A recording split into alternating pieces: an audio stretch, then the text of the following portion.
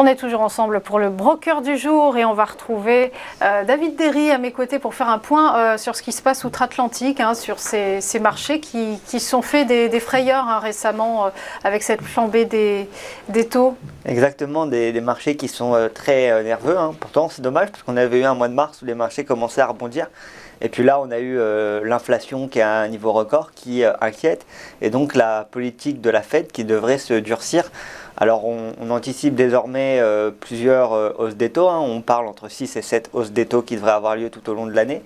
Il devrait y en avoir deux avant l'été, donc avant le mois de juin, un au mois de mai, un au mois de juin. Et cette fois-ci, on table sur 0,5 points de hausse sur les deux prochaines, donc ça ferait un point total de hausse, 1% de hausse sur les taux, ce qui est quand même pas négligeable sur les indices, et donc ça crée de la pression baissière.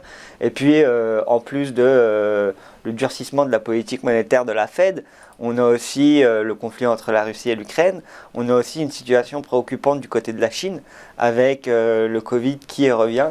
Et donc toutes ces raisons, ça impacte les marchés. Là, on le voit par exemple, ici on voit que le S&P il est passé de 4600 points à 4393 points.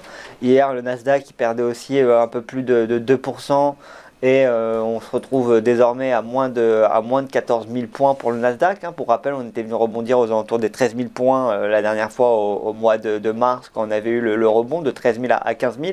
Et puis pour le Dow Jones, pareil, on est venu rebondir à 33 000 points lors du mois de mars. Et puis là, on a corrigé, on n'a pas réussi à revenir sur les 36 000 points si on regarde le Dow Jones. Donc voilà, on a encore des marchés qui sont pour le moment nerveux avec une inflation préoccupante et des indices de prix aux États-Unis qui devraient atteindre 8,4%, ce qui est un record depuis 1982. Donc voilà ce qui préoccupe les marchés. Et donc les investisseurs pour le moment préfèrent rester prudents.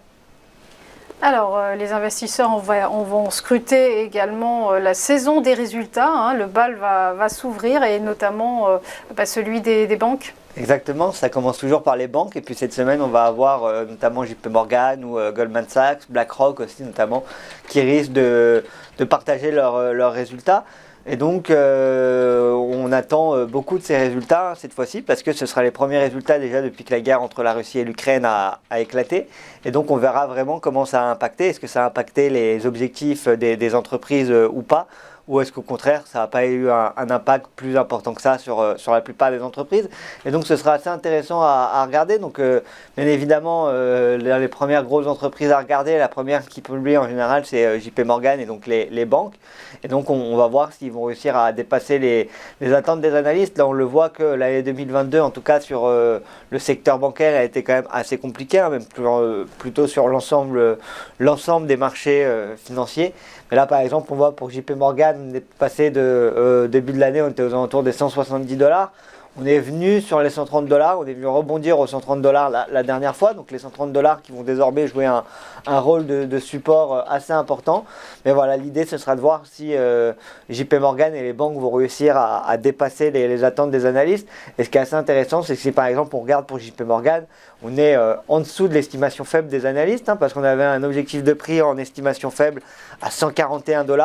On est aujourd'hui à 133 $, on est donc en dessous. Et donc on a toujours un consensus des analystes qui conseillent un achat modéré sur ce type de valeur. Sachant qu'avec la hausse des taux dont on parle, ça pourrait aussi profiter aux banques, parce que qui dit hausse des taux, dit que les banques justement profitent de ça. Donc voilà, ce sera aussi à suivre. Donc on aura JP Morgan, on aura Goldman Sachs, on aura BlackRock comme je l'ai dit, on aura aussi d'autres entreprises. Pour tous ceux que ça intéresse, ils peuvent retrouver sur eToro justement dans l'onglet Aide, ils peuvent retrouver justement le calendrier des résultats.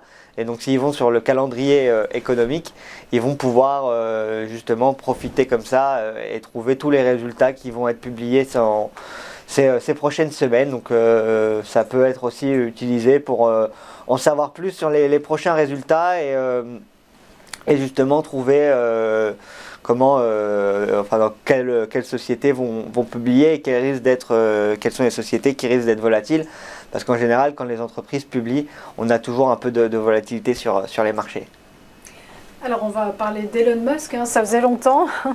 Concernant Twitter, alors c'est un peu le jeu du chat et de la souris. Là, il a annoncé qu'il n'allait finalement pas faire partie du board, hein, du conseil d'administration. Effectivement, on parlait de Twitter déjà la semaine dernière, hein, parce que l'entreprise gagnait plus de 30% après l'annonce de Elon Musk, qui devenait actionnaire principal de Twitter, hein, en prenant 9,2% du capital de Twitter, pour un montant qui s'élève aux environs à peu près 3 milliards.